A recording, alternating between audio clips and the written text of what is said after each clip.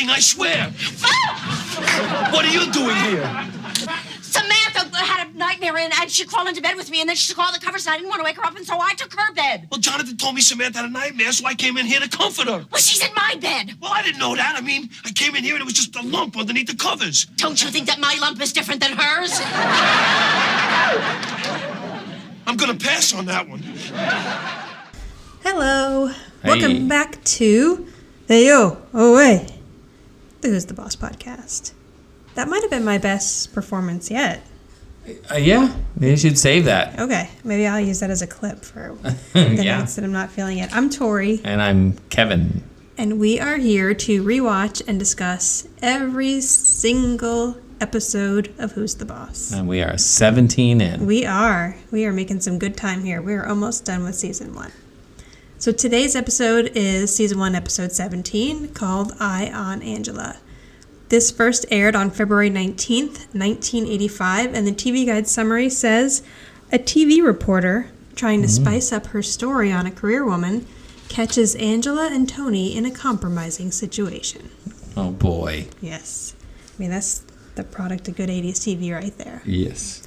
The writer for this episode was Ellen Gillis. And we'll just get started. So, quick side note, if you hear screaming and splashing, it's 10-something on a Friday night in the middle of a global pandemic, and our neighbors are having a party. So that's what that sound is. 10:43, actually. Yeah. It's not even a perfect time to party. have a I mean, pool it's party. just, well, yeah, it's considered a party. Yeah.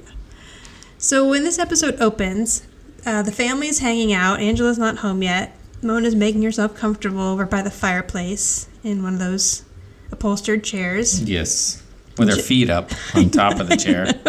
Like no respect for the furniture. At least the shoes weren't actually touching the furniture. That's true. Jonathan's making a little, like, what would you call that? I don't know. It's where like they glue the it's like tissue a little paper map of, to. Oh, was it tissue paper or was it like dough? I thought it was tissue paper. So I can't remember what they called that kind of art, but yes. Trash. Because when our kids bring that home, it goes right in the trash can. No, I'm just kidding. He's making, I took a picture of it first. He was making Italy on a little piece of plywood. And so I would like to think that maybe that was a little Tony influence that he decided to make Italy for his class project. Yes. And Tony... What? Yeah, no, sorry, go ahead. No, You're no. going to say what I was going to say, probably. Well, Tony's just adding some seasoning to it. Right. To make it smell like Italy. Some oregano. Oregano. That's pretty funny. And garlic. Right. Garlic. So Angela comes home, and it's cute that she walks in and says, "Hi, extended family." Yes. Which is very sweet. And she's all excited because she's going to be on television on Eye on Hartford. Yes, the Eye on Hartford. Now, the main thing I noticed when Angela... Which must be a huge show. Yeah, like, what could we compare Eye on Hartford to now? Like, when we lived in Orlando, I think Eye on Hartford would have been Good Day Orlando. Yeah, which we I guess, worked on. But, I mean, I guess it would be kind of like being on KTLA. Yeah, which is here, a local station local here. news station Big that's really... #1. Yeah, very local popular. station. Also where my husband works. Oh, yeah. That too. So the thing I noticed about Angela when she comes in the door is that she's wearing that very large fur coat. And we can only assume that it's actual fur for the year that it is. It has to be. Yeah. Has to be. Like, I don't remember exactly when it became completely taboo to wear fur, but we're not there yet in 85, I'm pretty sure. So she takes it off and just throws it on the bench. Everybody likes to throw coats on that bench. Yes. And so she comes in saying how she's going to be on Eye on Hartford. And everyone's pretty excited. Tony loves that show. He watches it on his kitchen TV. I know. It's just funny. It's so Tony, though. I know it is. And Jonathan wants to show her his boot. And he's like, "Oh, look, Mom, look what I made." And she's in the middle of saying how this woman's going to do an article on how she's a career woman who still has time for family. And she's like, "Not now, Jonathan. But Mommy's she blows talking." off his boot on plywood. And Mona calls her out on it. So she realizes she's being kind of selfish and listens to him. And then also notices that it smells like garlic and oregano. Thank you, Tony.— So everyone's pretty excited that Bobbie Barnes, who is the host of Eye on Hartford, will be coming to the house to do a story on Angela. Mona has to, of course, cut Angela down when she's like, she does interviews with fascinating and witty people. Right, of always. And Mona's like, is she not doing that anymore? Yeah, I have that in my notes here. That's funny. And Angela's like, if you don't cut that out, you're not going to be allowed to be here tomorrow morning. Oh, no, I'm sorry, later this evening when she comes to the house to prepare for the video shoot tomorrow. Yes. So everyone, and Tony's then like, oh, she's coming tonight? Like, I wish you would have told me. And he's not at all worried about the house, but he wishes he could have gotten a haircut first. And I noticed that Tony's just walking around during this time with a feather duster. Like, he's just always... I don't think I noticed that. Yeah, Tony, he never stops. It's probably, 6:30? Relax, Tony. Sit down like Mona with your feet up on the upholstered chair. And I like that Tony watches the show, Eye on Hartford, in the kitchen while he's cooking his muffins. Yes. He can time his muffins by the show. Because their segments are 12 minutes. 12, yeah, right. Yeah. That's what it is. The segments are 12 minutes. So everyone goes and gets their evening best on so that they will be nice and prepared for when Bobbie Barnes shows up. So the doorbell rings, and it's Betty White. Yeah. So at this point, we're on an episode that aired in February of 1985. So The Golden Girls has not aired yet. The Golden Girls I was wondering about that. I didn't look it up. Yeah, it was September 14th, 1985. But Betty White was already super famous. Like, I think our generation probably best knows her from Golden Girls. But at that point, she had already starred on a television show called Life with Elizabeth in the 50s. Okay. Date with the Angels, The Mary Tyler Moore Show. Yeah, I remember the Mary Tyler Moore Show. Yeah, she was on. She had a show called The Betty White Show. Mm-hmm. And she had been a series regular for at least a portion of the time on The Love Boat. Oh, okay, because the crowd goes crazy when she enters the scene. So at this point, Betty White is 63 on this episode. Wow. Of Who's the Boss, yes. And she's already quite famous. And today, she's still quite beloved. At did we find out how old? She's 98? She's 98. Yeah. 98. So she's 98. I love Betty White. I know. So we need to keep her safe in 2020. Now, I love Betty White. Bobbie, not so much. She's kind of annoying. No, Bobbie Barnes, not so much. She's pretty self-absorbed. She doesn't remember Angela from the 5 hours she spent with her earlier that day with Angela at work. Mm-hmm. She asks stuff like if her house is paid off. She asks if when she first enters, she says, I'm looking for Angela Bauer. Right. And it was Angela who answered the door, and they already spent hours together. Right, yeah. She had no recollection. So that shows you that she doesn't care. No, not at all paying attention to anything that doesn't involve her. Mm-hmm. So she assumes that Tony is her husband, which has happened now several times on this show. Yes, and she's very impressed by Tony. Yes, who wouldn't be? And he explains that he is the housekeeper. And she makes the reference, and I'm Geraldo Rivera. Right. Which I didn't really get, but you were saying that just because, like, he was super famous. He was a super famous reporter at that point. Well, yeah. Geraldo was, like, around this... I don't know if it was around this time, but he had a show. Yeah, did he already have a talk show? Oh, yeah, I think so. And then he did oh, my gosh. Opening of the Tomb? Or something. The opening of the tomb. It was Al Capone's vault. Right. Oh, right. Which there was nothing in it. They did that whole live show. That's what I was trying to think of when you said opening of the tomb. I vaguely remember that as like one of his big embarrassments. You just sound like somebody's grandmother. The opening of the tomb. Yeah, it was Al Capone's vault, and there was absolutely nothing in it. Right. And it was It was a live show, event right? For hours. Anyway, sorry, Geraldo. I digress. But so that's why she's making that reference, just right? Because, but he's popular at the time. But I think the reference comes from the fact that he says he's the housekeeper. Like nothing's going on between him and Angela, right? Right. And then she's like, "Yeah, right." And I'm Geraldo Rivera. Like lie. She's comparing it to a media celebrity. I don't know. I'm guessing. Yeah, I mean, I think she's just like comparing it to. Like, if you're not really sleeping with her, I'm Geraldo Rivera. Right. Yeah. So Angela goes on to introduce the rest of the family. She introduces Jonathan. Who says, Grandma says this is just a local show.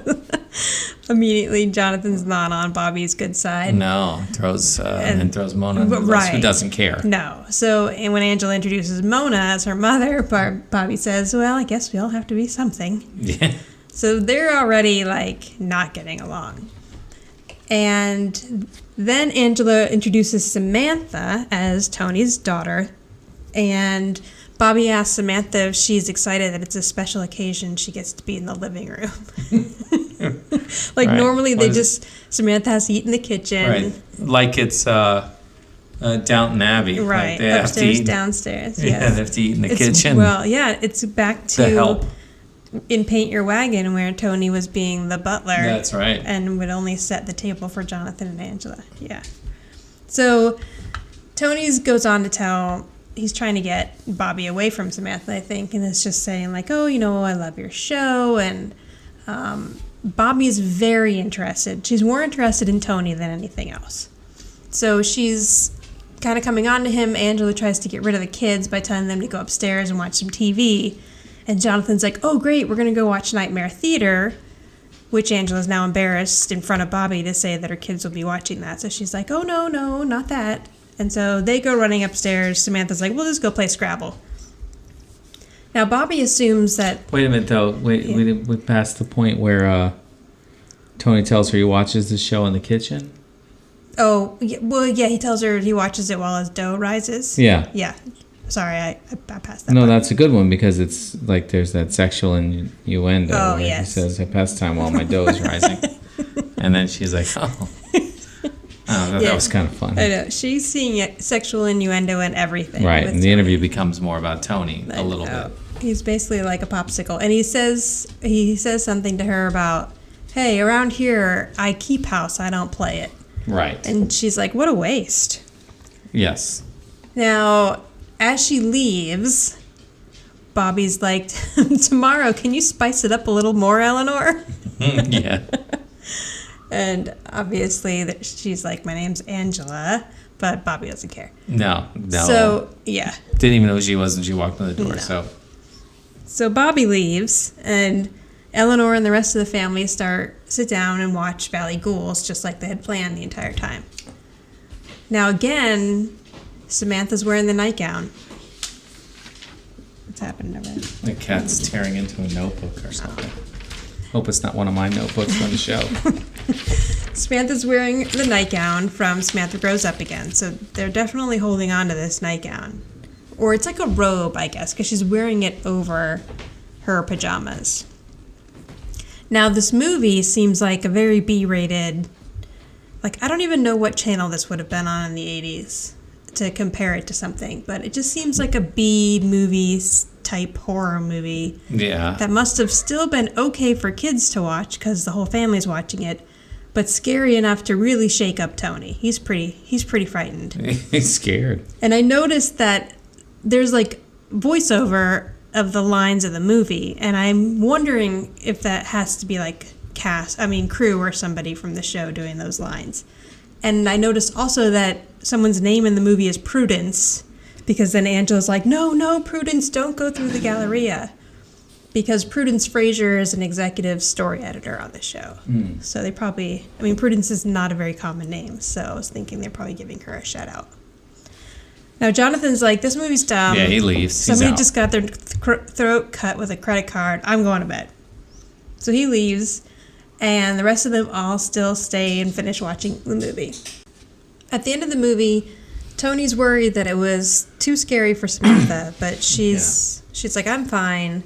Tony's making little scared shivers, though, on the couch. Like everybody stands up and he's sitting on the couch shivering all the way. He's pretty terrified in this movie. Very scared. So Mona says that she would like to spend the night because it's a long walk home. Which we know, since Mona's moved into the guest house, that it's really just across the driveway. Yes. And Angela says that. It's just across the driveway, but she points out the front door.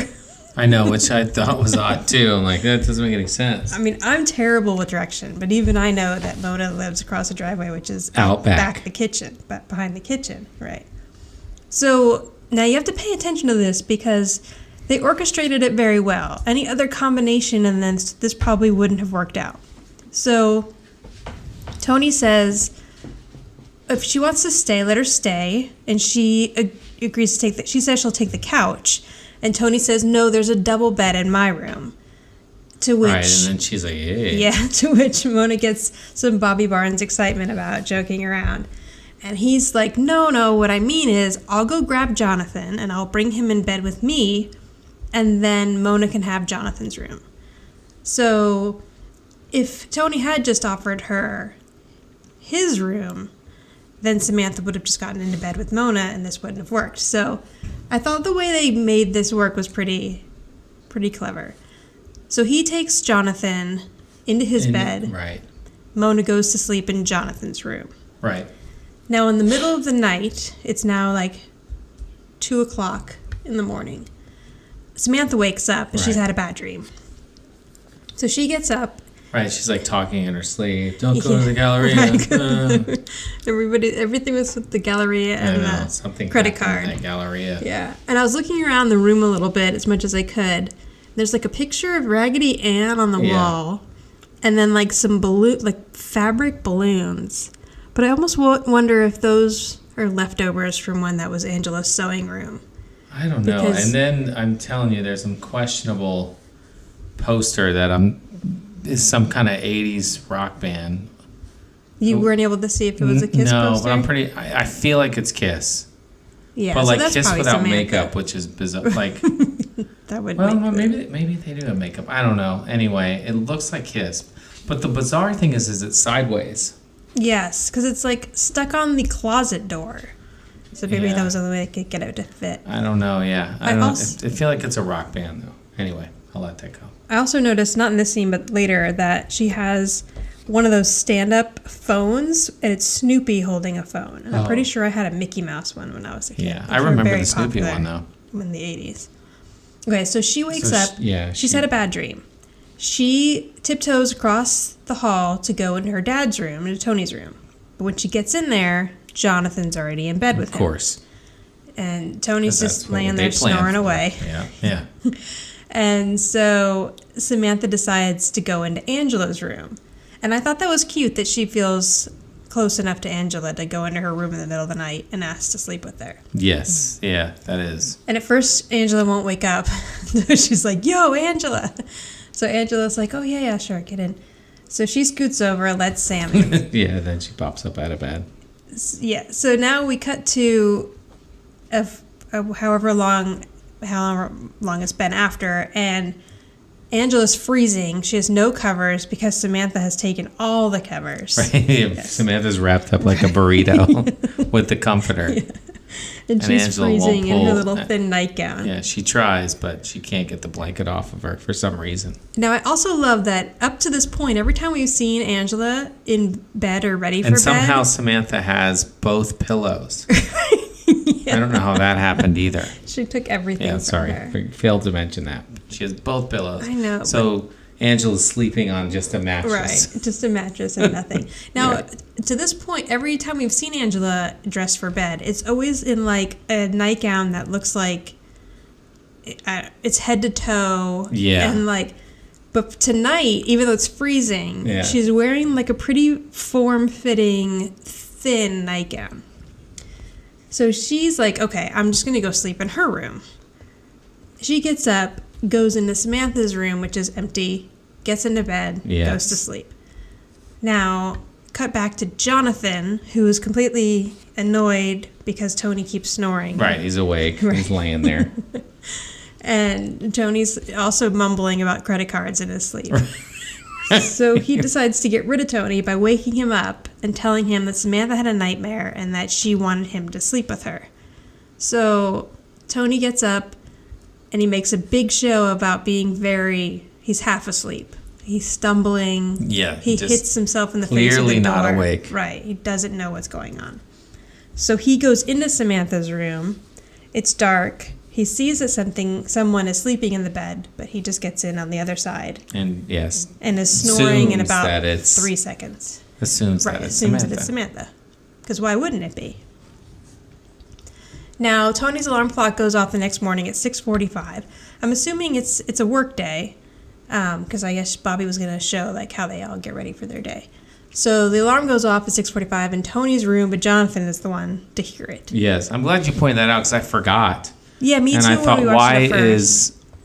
why is Jonathan's alarm set for 6:45? But you pointed out right before we started this that Yeah, fact he that is it's in Tony's. Tony's room. And Tony was getting everybody up and going for the show. Right.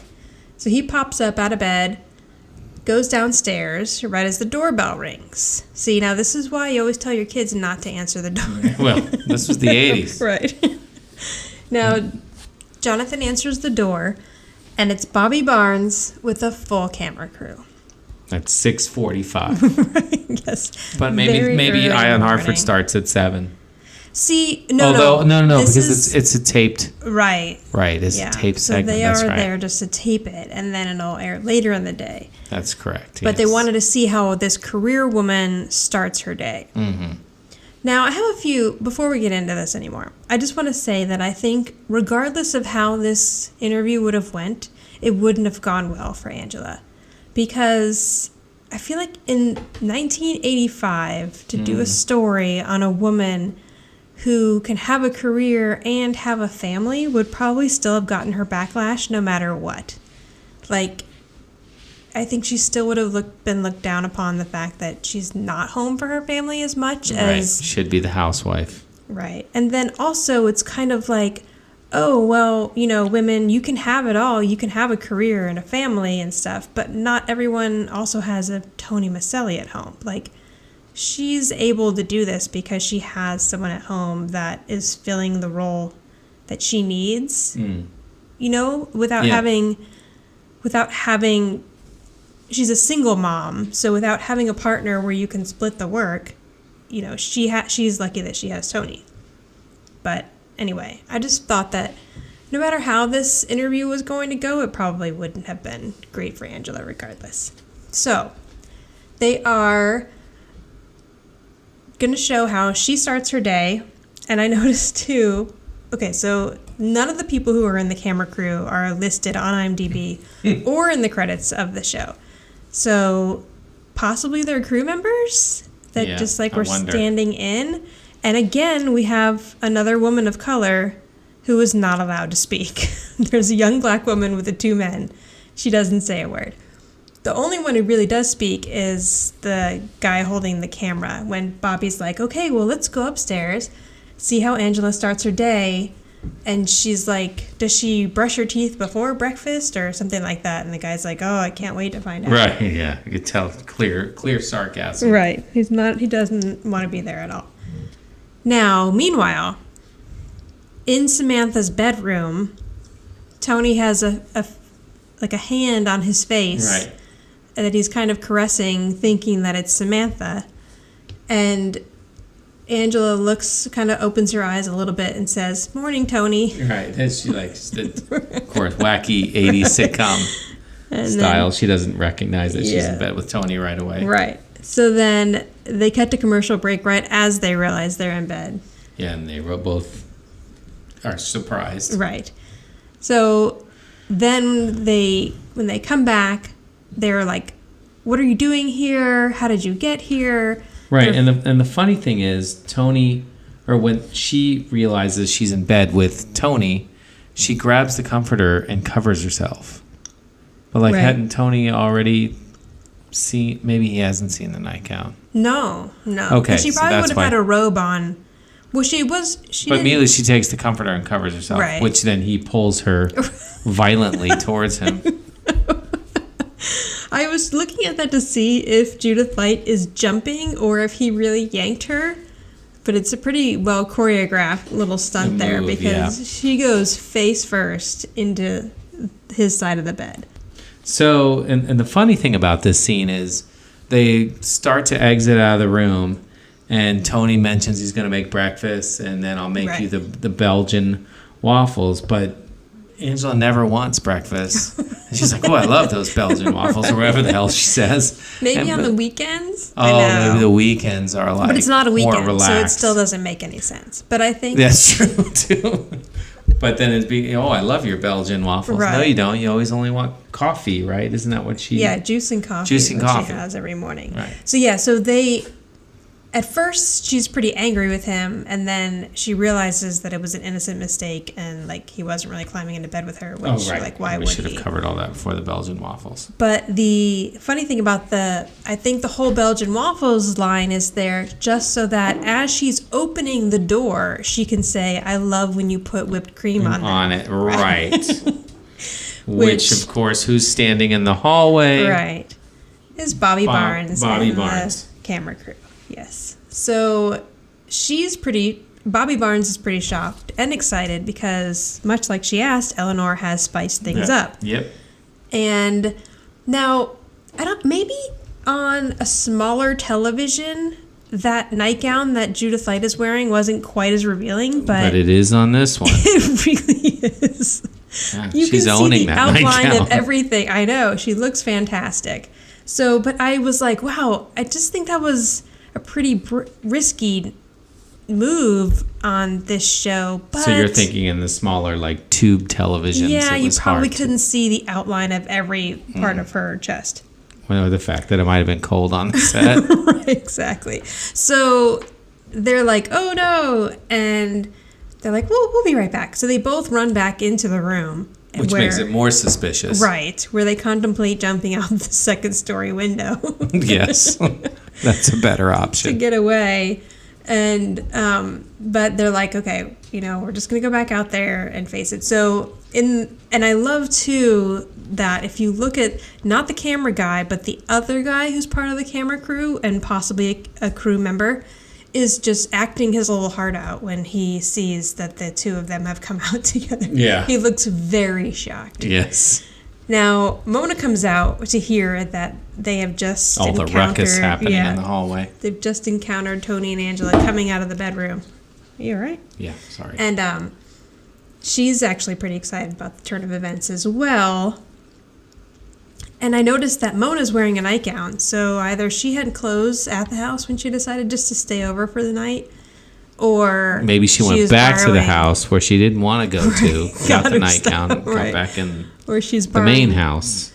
Angela's and should have swapped with her so that Angela's wearing a robe. Now, I love when Tony and Angela come back out of the room that Angela is wearing one of Samantha's shirts. Right, and Tony still has no shirt. No, but I mean, nothing in Samantha's room is going to fit him, so what is he going to do? I know, but it's just funny. Right, but it's hilarious. It's like nothing, there's nothing to see here. She's got like little 3/4 sleeves, and it's like a half shirt just to at least cover her chest up. So Bobbie's trying to get some drama out of this, and Angela just will not have it. She explains that nothing happened and that they're just trying to make something more out of the situation, and she just would like to end the interview. Now, all of that is caught on tape. So they leave, and later that day, Angela is worried. She's been on the phone with her lawyer. She's not really sure what's going to happen if they air this interview, but she's worried that it's going to cause a scandal and then ruin her career. Right. Yes. And I wonder if it would have. Like, so in the 80s, if some businesswoman who was kind of well-known was found to be having an affair with her housekeeper, like, I mean, that probably could have caused, like, scandal for Wallace and McQuaid, and then maybe they wouldn't have wanted to have her and would have like fired her or something. Yeah. And I feel like now, I don't know, everyone has a scandal, it seems like. And I think it's easier to bounce back from some people who probably shouldn't bounce back. But I think it's probably still more difficult for women to bounce back than a man. That's for sure. So I think if it would have been a man in that position, they probably would have blown over, but who knows what it really would have done to her career. Well, yes, and it's a wacky sitcom, and right. There's no way that the youngest child in the house would have been able to open the door and let them in, and they would have immediately gone upstairs. Right. Let's see what's going on upstairs. You know what I mean? Like, they would have waited downstairs and did lighting or whatever. Right. We're going right upstairs and waiting outside bedroom doors. I love when Angela's like, everyone's going to think I'm sleeping with my housekeeper. And Tony's like, you could do worse. Yeah. That's good. That's And then Mona says, and she has. Yeah, exactly. Of course, Mona's got to get the dig in. I know, every time. So Tony tries to talk to Bobbie about it. He invites her over, and she's not budging. She's like, if you're going to try to come on to me, it's not going to work. And he's like, I'm not. And she's like, well, maybe it would work. But she's just kind of a pain in the ass all around and doesn't really care about Angela's career or like what this could mean for it. She just wants to do the story. Now, when Mona comes in while Bobbie and Tony are talking, did you notice that she says, if it isn't Brenda Starr? Yes. Did you know what that was a reference to? I do. Because, okay. Well, I looked it up. Oh, so did I. Okay. Yes. Oh, okay. No, I looked it up. I thought that maybe you... This dog is the third time he's done this. Okay, we're just going to pause for a minute. Okay, we're back. So, Brenda Starr was a comic book character. Yeah. Who was a reporter, and it was the part of the comics where it was called Brenda Starr Reporter, and according to Wikipedia, it just says Brenda Starr Reporter, often referred to as just simply Brenda Starr, as a comic strip about a glamorous, adventurous reporter. It was created in 1940 by Dale Messick for the Chicago Tribune Syndicate. Yeah. So basically, I guess maybe then people still knew who Brenda Starr was. Yeah, well, apparently the comic strip ran until 2011. Yeah, it did. That's what I saw, and then it ended in 2011. But it must not have been very popular anymore. I mean, I think it was taken on from different writers and stuff, but I mean, maybe then it was more popular because just to refer to Bobbie as Brenda Starr. Right. So would mean it was probably popular then. Even just comic strips were more, because it seems like it That's was true a newspaper too. one. Comic book or comic strips in newspapers were way more. Yes. I mean, we don't even get popular the paper then. anymore. No. I haven't gotten a paper in like 15 years. No. But as a kid, I remember reading the comics every Sunday. That was super exciting. I don't particularly remember that comic strip, but I remember a lot of the other ones. No, that looks like one I would have skipped. Yeah. So it's just like, that's just something that kids are not going to at all get today, which is interesting. You know what else was fun with the comic strips too was getting the silly putty. And then sticking it to the silly putty. Yeah. I wonder if because our kids do like silly putty still. Maybe we should find some comic strips. But they also like their phones. Right. So it would last about 8 minutes. Right. Mona comes into the house and she looks for an opportunity to get Tony out of there so that she can talk to Bobbie. And she gets him to leave by telling him he needs to go fix her window or something. So she went down to the television station to talk to the general manager. Wait a minute. Then he says something about it's better than mud wrestling. Right, yes. So he does bring up mud wrestling again. Okay, so that's where you were going with it. Okay. Well, no, I had skipped over that. You're right. I forgot that part. But yeah, he's basically expecting them to have some sort of cat fight that's going to be better than mud wrestling. Okay. So she went down to the television station, talked to the general manager. Of course she did. Right, like she just walked into the television station. I need to talk to the general manager. Had no problem getting in there. And she recognized him. Mm-hmm. And it's a good thing she recognized him because otherwise she would have had nothing here. But she had seen Bobbie and him having an affair at some resort in Vermont at some point. Right. So, and it all happened about a month before Bobbie got her own show. So she basically uses this information to get Bobbie to not air the piece on Angela. Blackmail. Right. So now seeing all of this from 2020, there's a lot wrong here. First, it's I don't know, it's kind of a tired storyline of women pitting themselves against other women to break them down. And then Mona kind of finding out this information on Bobbie. And now we don't know what the situation was with the general manager and Bobbie. Right. But maybe they were just... She may have gotten Me Too'd here. And it's did she proposition him for the show, or did he proposition her, like, to get the show? And it's a storyline, I feel like, that was used in very black and white in this time period, where now it's way more of a gray area. Mm-hmm. And, again, it's just pitting women against other women, which is kind of tired. But, so, Bobbie kind of retreats and leaves. Now, that night, they're all getting ready to watch. Angela's super nervous because she's pretty sure that... Oh, so Ion Hartford is on at night. Yeah, I guess so. Oh, I guess I missed that. I just assumed it was a morning show. So why is Tony making muffins at night then? Maybe he makes them for the next for morning. the next morning? That's good. But more importantly, yes. Why is... And that, well, yeah. And then because he watches it while the dough rises. So maybe he's. I don't know. Yeah, it's all. Who knows? Yeah, we don't know what Tony does at night. Now, but he's watching on the kitchen TV. Yeah, that's why it made me think it was morning. Right? Yeah, me too. Because at night everybody watches TV in the living room. But you're right. It doesn't make sense. Anyway, that's neither here. But it's obviously evening-ish, I think. Yes, I guess. But more importantly, Angela is back in her casual wear of a sweatsuit with a popped collar. So it must be nighttime. I'm guessing, yeah. Okay. I think so. We'll never know. Yeah. And Mona's being Mona, like, okay, let's watch your life implode and laugh about it. Ha, ha, ha. Right, and then Tony, it's almost time for Ion Hartford. So the show starts, and Bobbie introduces the segment as, tonight we'll be taking a look at the bizarre sexual habits of a Connecticut native, the praying mantis. Yeah. So Mona did, in fact, save the day.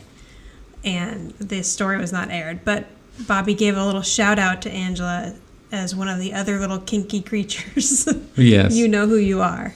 But I love when Angela realizes the show's not about her. And she says, "Where's my disgusting life?" And it was a great line. It was like her disgusting life that didn't exist. Right, right. Where's my disgusting life? She was almost a little disappointed. I know, it's so funny.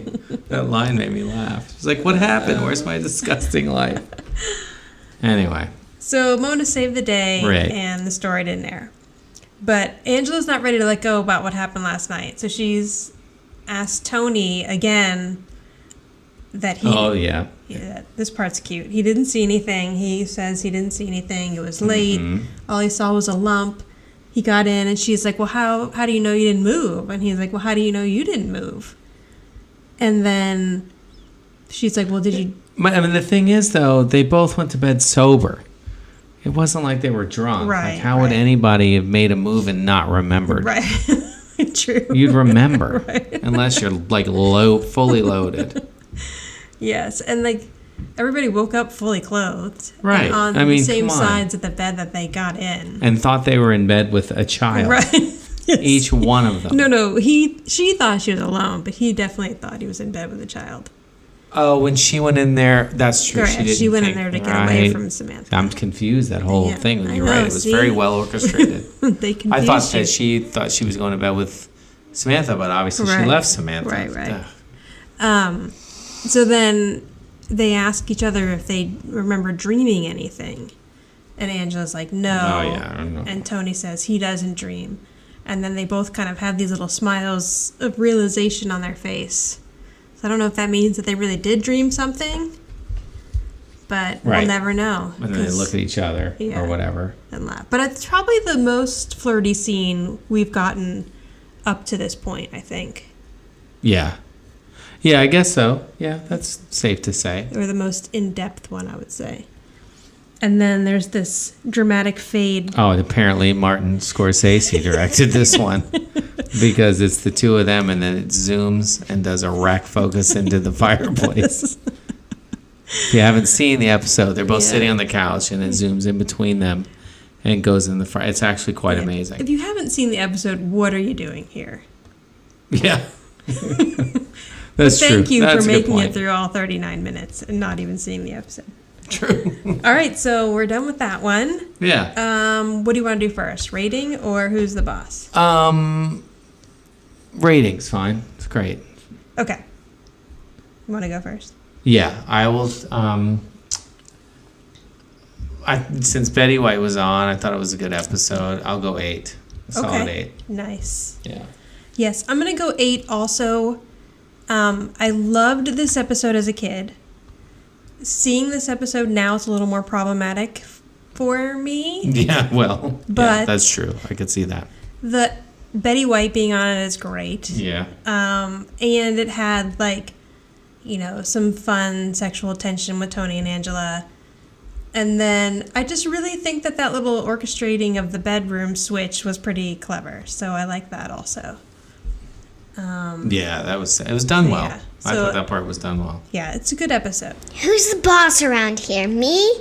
Or my mother? Or maybe it's you! Who do you think the boss was? I gotta get my rating first. Oh, okay, I'll go first. Mona's the boss in this one. Okay. For sure. She, you know, if she didn't go and investigate Bobbie, then that piece probably would have run. Okay. So I think she kind of, as annoying as she is sometimes with Angela, she did save the day in this one. Yeah, she did. I mean, it's tough. That's a tough one, but I'd have to agree with you, and that Mona is the boss. Yeah, for sure. Okay. Because the other two were kind of lost. They were busy. And the kids didn't have that much of a role, so. Yeah, no. The kids just caused trouble. I know. Okay, so next time we are going to cover season 1, episode 18, called Double Date. Ooh. Yeah. Double date. Yeah, it's not that exciting. It's Samantha, and Tony basically chaperones Samantha's first dance. Oh, okay. But Peter Billingsley is in this episode, which is really cute. Who was Ralphie from The Christmas Story. Yeah. Okay. All right. Do we have a song? We do. This is the Who's the Boss theme song. Surprise. Brand New Life. And it's a piano cover, and it's by Joe Gillian. If you like this podcast, please subscribe and tell all your friends. And give you a big pat on the back.